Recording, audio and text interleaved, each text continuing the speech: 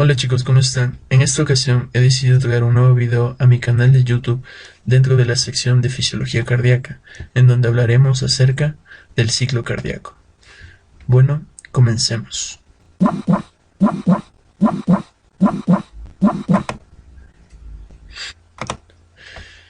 Vamos a recordar un poco de anatomía cardíaca, específicamente de las válvulas cardíacas. Durante el ciclo cardíaco, las válvulas del corazón se abren y se cierran en respuesta a diferencias en la presión sanguínea. Tenemos cuatro válvulas: la válvula pulmonar, la válvula aórtica, la válvula mitral y la válvula tricuspidia. La válvula pulmonar permite la entrada de sangre desde el ventrículo derecho hacia el tronco de la arteria pulmonar una vez que el corazón se encuentra en la sístole, y previene el flujo retrógrado de sangre desde la arteria pulmonar al ventrículo derecho en la diástole. La válvula aórtica permite la entrada de flujo sanguíneo desde el ventrículo izquierdo hacia la aorta en la fase de sístole y previene el flujo retrógrado de sangre desde la aorta hacia el ventrículo izquierdo en la fase de diástole. La válvula mitral permite el flujo de entrada desde la aurícula izquierda hacia el ventrículo izquierdo en diástole y previene el flujo retrógrado desde el ventrículo izquierdo hacia la aurícula izquierda en fase de sístole. Y la válvula tricuspidia permite la entrada de sangre desde la aurícula derecha hacia el ventrículo derecho en diástole y previene el flujo retrógrado de sangre desde el ventrículo derecho hacia la aurícula derecha en sístole. Vamos a realizar una revisión superficial sobre las fases del ciclo cardíaco. Tenemos la fase del llenado ventricular, la fase de la sístole ventricular y la fase de la relajación isovolumétrica.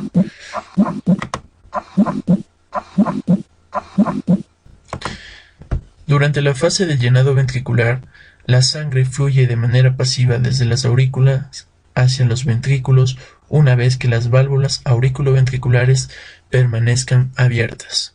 Vamos a simular que dentro de la jeringa tenemos sangre y vamos a inyectar en las venas cava superior y cava inferior para mostrar cómo es el flujo de sangre en el lado derecho del corazón. Entonces inyectamos sangre en la vena cava superior, en la vena cava inferior, y vemos cómo se llena el lado derecho del corazón, pasando esta sangre desde la aurícula derecha hacia el ventrículo derecho. Luego, las aurículas se contraen, forzando que la sangre restante que se encuentra en las aurículas fluya hacia los ventrículos, como podemos observar a continuación, en donde la sangre que se encontraba en las aurículas pasó hacia los ventrículos. Una vez culminada la primera fase del ciclo cardíaco, empieza la segunda fase, que es la sístole ventricular. Esta fase empieza con una contracción isovolumétrica. ¿Qué quiere decir esto? Quiere decir que los ventrículos empiezan a contraerse de tal forma que aumenta la presión intraventricular. Al aumentar la presión intraventricular, permite el cierre de las válvulas auriculoventriculares, tanto tricúspide como mitral. Como podemos ver, los ventrículos se contraen de tal forma que cierran las válvulas tricúspide y mitral. Dentro de la segunda fase del ciclo cardíaco tenemos la eyección ventricular, en donde las presiones ventriculares van en aumento, forzando a que la válvula semilunar se abra de tal forma que la sangre fluya fuera del corazón, dirigiéndose en este caso a los pulmones.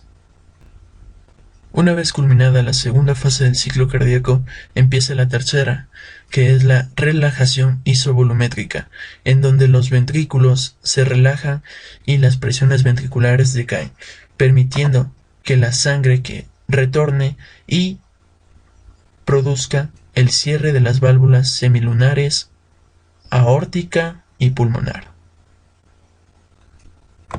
Mientras esto sucede, las aurículas empiezan a llenarse de sangre. Cuando la presión en las aurículas excede a la presión de los ventrículos, esta presión permite que las válvulas auriculoventriculares se abran y nuevamente comencemos con la fase 1 del llenado ventricular.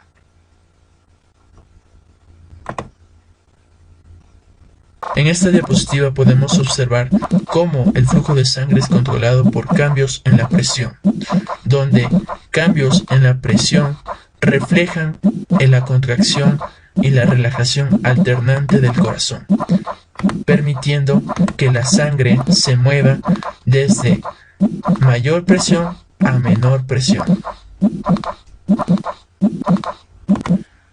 A continuación vamos a hacer una correlación de los eventos en el lado izquierdo del corazón.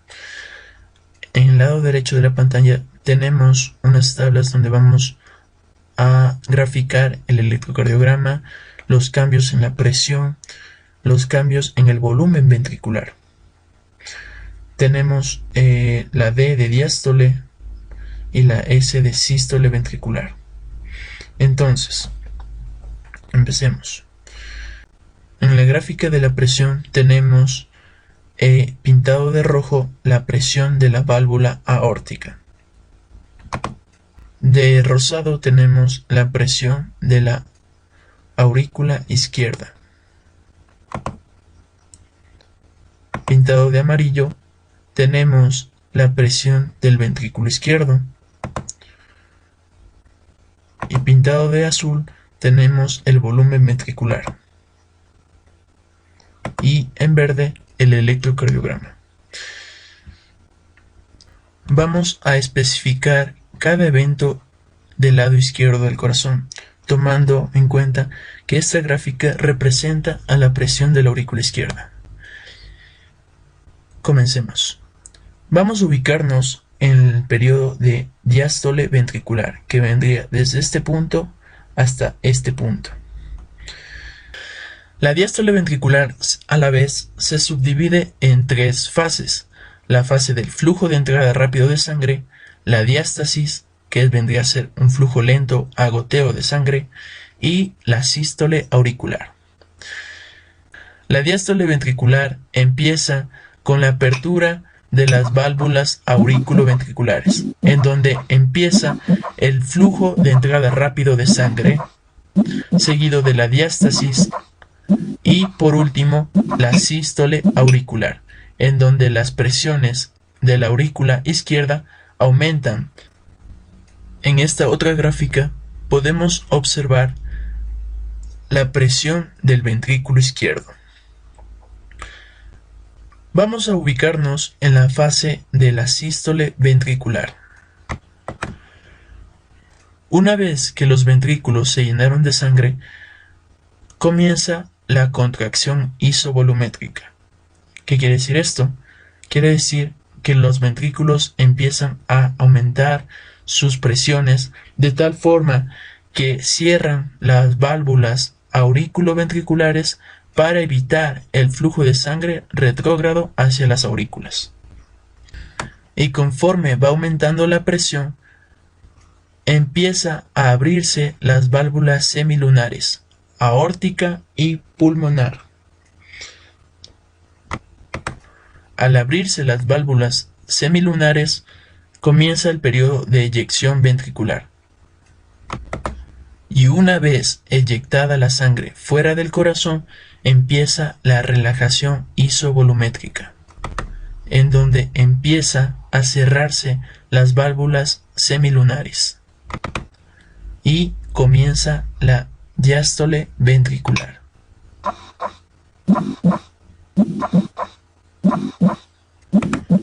Ahora bien, la gráfica que se presenta de color rojo corresponde a la presión de la válvula aórtica, donde les comentaba anteriormente que conforme la presión del ventrículo izquierdo aumenta y llega a 80 milímetros de mercurio, empieza a abrirse la válvula aórtica, permitiendo así la eyección ventricular. Una vez terminada la eyección ventricular, le sigue la relajación isovolumétrica, en donde la presión del ventrículo izquierdo cae y la presión de la válvula aórtica disminuye no menos de 80 milímetros. Ahora vamos a representar una gráfica del volumen ventricular.